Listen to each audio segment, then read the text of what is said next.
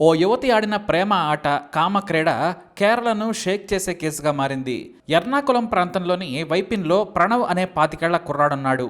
ప్రణవ్ చిన్న చిన్న నేరాలను చేస్తూ గ్యాంగ్ను మెయింటైన్ చేస్తూ ఉంటాడు. తనకు తాను హీరో అనుకునే ఓ విలన్ టైప్. చిన్న వయసులోనే పోలీస్ స్టేషన్ మెట్లు కూడా ఎక్కాడు. ఇక తన బైక్పై హీరోయిజం చూపిస్తూ ఓ బ్యూటిఫుల్ అమ్మాయిని ఫ్లాట్ చేసేశాడు ప్రణవ్.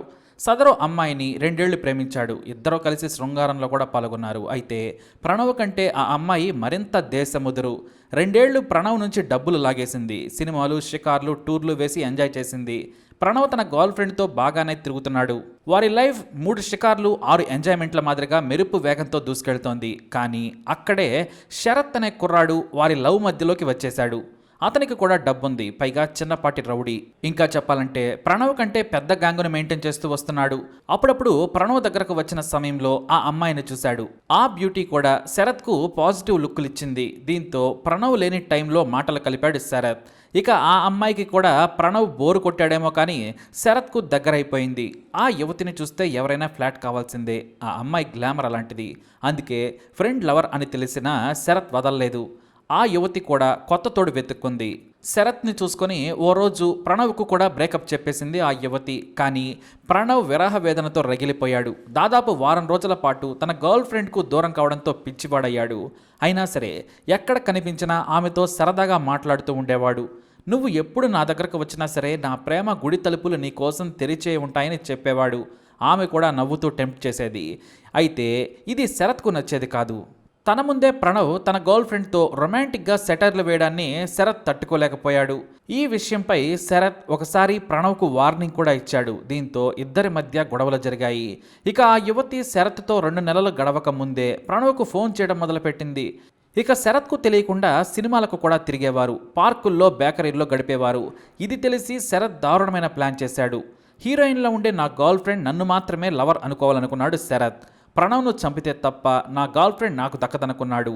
ప్రణవ్ను చంపేందుకు తన క్లోజ్ ఫ్రెండ్స్ను రెడీ చేశాడు శరత్. అందుకోసం పల్లతం కులంగర బీచ్ను ఎంచుకున్నాడు. ఎందుకంటే ఇదే బీచ్లో గతంలో అర్ధరాత్రి దాటినా కూడా ప్రణవ్ అతని గర్ల్ ఫ్రెండ్ గంటల కొద్దీ కబుర్లు చెప్పుకొని రొమాన్స్ చేసుకునేవారు.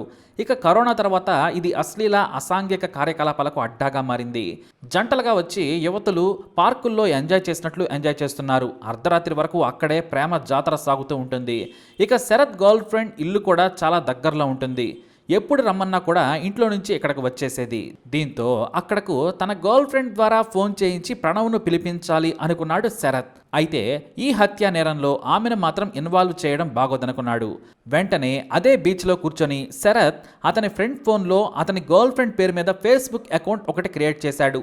అలాగే ఆ ఫేస్బుక్ అకౌంట్కి తన గర్ల్ ఫ్రెండ్ పిక్ పెట్టేశాడు. దాని నుంచి ప్రణవ్కు ఫ్రెండ్ రిక్వెస్ట్ పంపించాడు.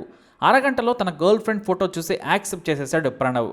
నేనే ఎవరికీ తెలియకుండా ఈ అకౌంట్ క్రియేట్ చేశాను, మనిద్దరికీ ఇది సీక్రెట్ చాటింగ్ అకౌంట్ అని ఆ యువతి మాదిరిగా శరత్ కామెంట్ పెట్టాడు.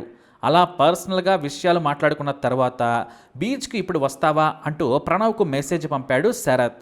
నేను నీకోసం ఇక్కడ ఒంటరిగా చల్లటి గాలిలో వెయిట్ చేస్తున్నానని శరత్ తన మెసేజ్లకు రొమాంటిక్ టచ్ ఇచ్చాడు. నీకోసం వెయిటింగ్ అని మెసేజ్ చూడగానే ప్రణవ్ మురిసిపోయాడు. తన గర్ల్ ఫ్రెండ్ నిజంగానే పిలుస్తుంది అనుకున్నాడు. సెప్టెంబర్ 16, 2020న బైక్పై వేగంగా బీచ్ దగ్గరకు చేరుకున్నాడు ప్రణవ్. తన గర్ల్ ఫ్రెండ్ కోసం చేయి కూడా ఊపాడు. అంటే దూరం నుంచి చీకట్లో ఎవరో చేయి కనిపిస్తే అది తన గర్ల్ ఫ్రెండ్దే అనుకుని ఊపేశాడు. తన ప్రియురాలు అనుకుని దగ్గరికి వెళ్ళగా అక్కడ శరత్ ఉన్నాడు. చీకట్లోంచి అతని స్నేహితులు 3 ప్రణవ్ దగ్గరకు వచ్చారు. తన గర్ల్ ఫ్రెండ్తో నీకేం పనిరా అంటూ మాటలు మాట్లాడుతుండగానే కర్రలతో ప్రణవ్ తల మీద బాదాడు శరత్. ఆ తర్వాత శరత్ ప్రణవ్ను కత్తితో పొడిచాడు. దీంతో అక్కడికక్కడే ప్రాణాలు వదిలాడు. ఆ తర్వాత శరత్తో పాటు అతని గ్యాంగ్ బీచ్ నుంచి ఇంటికి వెళ్ళిపోయారు. ఉదయం చేపల వేటకు వెళ్లేందుకు మత్స్యకారులు 4 గంటల సమయంలో బీచ్ నుంచి అలా వెళుతూ ఉండగా ప్రణవ్ బాడీ కనిపించింది. దీంతో పోలీసులకు ఫిర్యాదు చేశారు మత్స్యకారులు. క్రైమ్ సీన్కు చేరుకున్న పోలీసులు ఆ ఏరియాను బ్లాక్ చేశారు. ఉదయమే ఫోరెన్సిక్ నిపుణులు వచ్చిన తర్వాత ఆధారాలు సేకరించి బాడీని పోస్ట్ మార్టంకు తరలించారు. ఇక క్రైమ్ సీన్లో ప్రణవ్ ఫోన్తో పాటు దూరంగా అతని బైక్ కూడా ఉంది. వాటి ఆధారంగా చనిపోయింది ప్రణవ్ అని పోలీసులు గుర్తించారు. పైగా అదే స్టేషన్లో 4 కేసులు అతనిపై ఉన్నాయి. ఆ వెంటనే ప్రణవ్ తల్లిదండ్రులను పిలిచి విచారించగా తనకేమీ తెలియదని, ఎవరు చంపారో కూడా వాళ్ళు చెప్పలేకపోయారు. ఇక ఆ తర్వాత ప్రణవ్ ఫోన్ తీసుకొని తన ఫేస్బుక్ను పరిశీలించగా అతన్ని గర్ల్ ఫ్రెండ్తో రాత్రిపూట చాటింగ్ చేసినట్లు గుర్తించారు పోలీసులు. బీచ్కు రావాలని కూడా ఆ చాట్లో ఉంది. దీంతో ఆ అమ్మాయి ద్వారా పిలిపించి హత్య చేసి ఉంటారు అని పోలీసులు అనుమానించేశారు. ప్రణవ్ మాజీ గర్ల్ ఫ్రెండ్ను అదుపులోకి తీసుకున్న పోలీసులు ఆమెను విచారించారు. అప్పుడు అసలు ప్రేమ కథను చెప్పింది. తాను ముందు ప్రణవ్ను ప్రేమించానని చెప్పింది. ఆ తర్వాత తన వెంట శరత్ పడ్డాడని పోలీసులకు మస్కా కొట్టింది ఆ యువతి. ఇక ఆ రోజు రాత్రి తాను చాట్ చేయలేదని, నా ఒరిజినల్ అకౌంట్ ఇదేనంటూ పోలీసులకు చూపించింది. ఇక సైబర్ టీం రంగంలోకి దిగి ఆ ఫేస్బుక్ అకౌంట్ శరత్ ఫోన్ నుంచి క్రియేట్ అయిందని గుర్తించి అతన్ని అరెస్ట్ చేశారు. ఆ తర్వాత తమదైన శైలిలో విచారించారు. కేవలం తన గర్ల్ ఫ్రెండ్ వెంట పడుతున్నందుకే ప్రణవ్ను చంపామని శరత్ ఒప్పేసుకున్నాడు. అయితే ఇద్దరితో లవ్ అఫైర్ మెయింటైన్ చేసిన సదరు యువతిపై కూడా హత్యకు కారణమని పోలీసులు కేసు పెట్టి బుద్ధి చెప్పారు.